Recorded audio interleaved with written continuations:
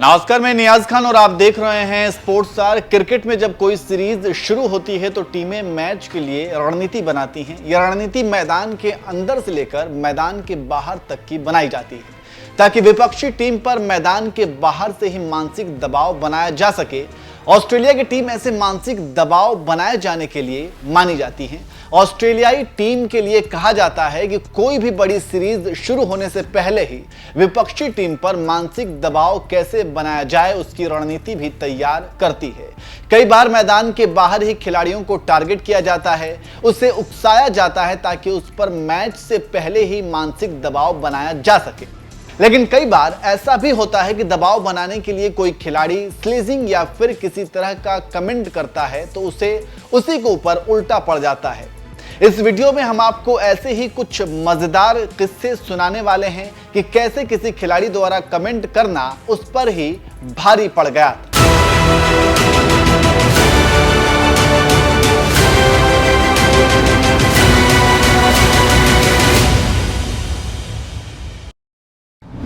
Steve Waugh को comment करना पार्थिव पटेल को पड़ा था भारी।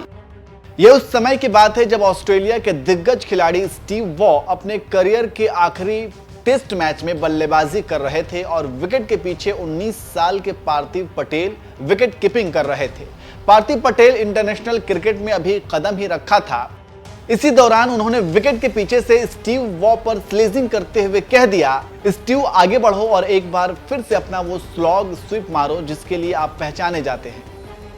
पार्थिव की ये बात सुनकर स्टीव वॉ ने ऐसा जवाब दिया कि उनकी बोलती बंद हो गई। स्टीव वॉ पहले तो पार्थिव को देखा, फिर उन्होंने जवाब दिया, देखो दोस्त, जब आप नेपी में थे ना तो 18 साल पहले मैंने खेलना शुरू किया था, थोड़ी रिस्पेक्ट दिखा दो। ये सुनते ही पार्थिव चुप हो गए थे और बाद में उन्होंने इसका जिक्र सचिन और राहुल द्रविड़ से किया तो उन्होंने भी पार्थिव को कमेंट ना करने की सलाह दी थी। एलन के जवाब ने इमरान को कर दिया था लाजवाब।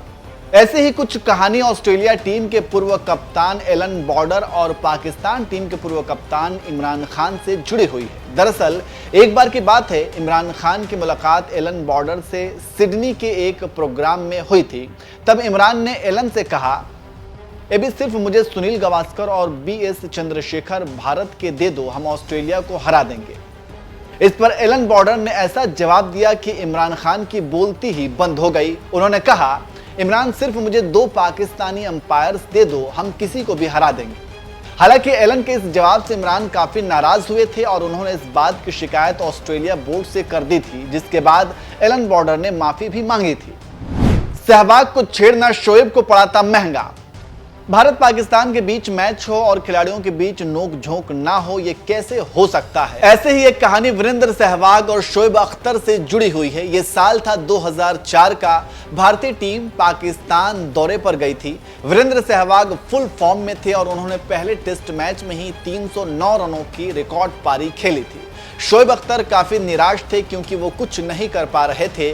तभी अख्तर ने सहवाग को शॉर्ट पिच गेंद फेंकनी शुरू कर दी और सहवाग भी उन गेंदों को छोड़ने लगे। तभी शोएब ने इशारों ही इशारों में सहवाग पर मानसिक दबाव बनाने के लिए हुक करने की सलाह दे डाली। इस पर सहवाग ने जो जवाब दिया उसके बाद शोएब अख्तर ने एक शब्द भी आगे नहीं कहा। सहवाग ने जवाब देते हुए कह दिया, तू गेंदबाजी कर रहा है या भीख मांग रहा है। इसके बाद सभी पाकिस्तानी फील्डर भी हंसने पर मजबूर हो गए और शोएब अख्तर उसके बाद कुछ नहीं बोले। सहवाग ने क्लार्क को कह दिया था कुत्ता। यह कहानी बहुत ही दिलचस्प है। साल 2004 में ही ऑस्ट्रेलिया और भारत के बीच टेस्ट मुकाबला खेला जा रहा था। ऑस्ट्रेलियाई टीम में माइकल क्लार्क अभी नए खिलाड़ी आए थे और सचिन तेंदुलकर पर लगातार कमेंट्स कर रहे थे।